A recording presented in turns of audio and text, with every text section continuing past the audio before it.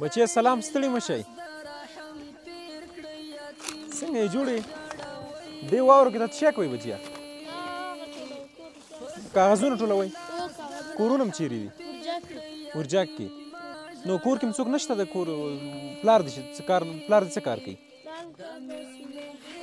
یخني هم نه کېږي بچیه ته پښتو پوهېږې خو نکت نمیشه بچیم نمیشه میشه تو بیا دوستانو سلامونه موږ د کابل پغمان سیمې ته راغلي یو دا ماشومان تاسو وګورئ په دې یخنۍ کې دوی بیچارهګان جمپر یې نه لري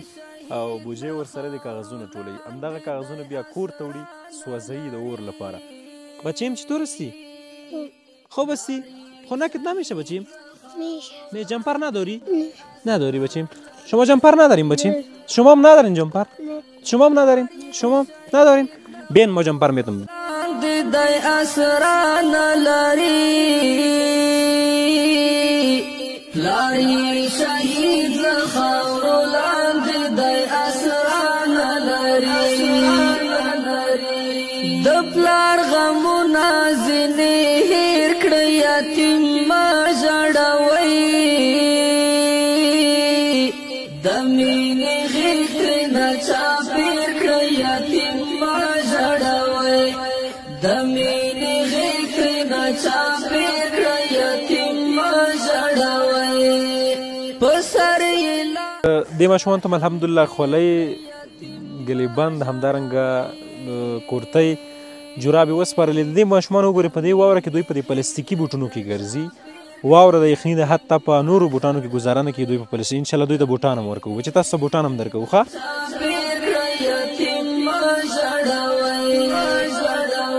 اوښکې یې وچې کړئ د ژوند له حال یې ځان خبر کړئ اوښکې یې وچې کړئ د ژوند له حال یې ځان خبر کړئ اوښکې یې وچې کړئ د ژوند له حال یې ځان خبر کړئ اوښکې یې وچې کړئ د ژوند یا 15 روپه این نوی جمپر شما دوستانو وګورئ دا د جمپر دی د کابل په دی واورو په دی یخنۍ کې دا ګرځي او دا خرڅوي پلس 15 روپये پدر شما چی کار میکنه مریض است خانه سونو خب بیان ما برای شما جمپر میتونم خب بیان جمپر بود خواله دستکش جرابی هر چیز میتونم بیان شما پسر لاس در رحم تیر کړی یتیم ما ژړوي د مینې غېږ ترېنه چاپېر کړی یتیم ما ژړوي د مینې غېږ ترېنه چاپېر کړی یتیم ما ژړوي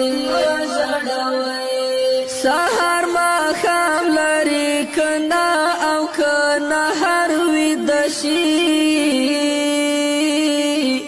سهار ماښام لري کنه او کنه هر ویده شي سهار ماښام لري کنه او کنه هر ویده شي